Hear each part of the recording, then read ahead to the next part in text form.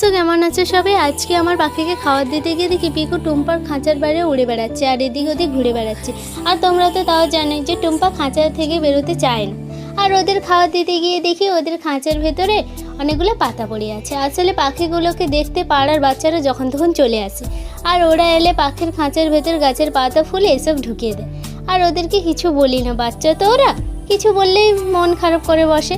আর টুম্পা আর পিকুকে একটু খেতে দিয়ে টিটুটাকে নিয়ে একটু আদর করি।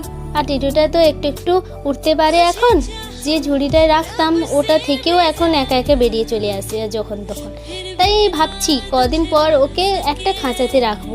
সো আজকের ভিডিও এতটাই, ভালো থেকো সবাই, অবশ্যই কমেন্ট করে জানিও। সবাই বাই।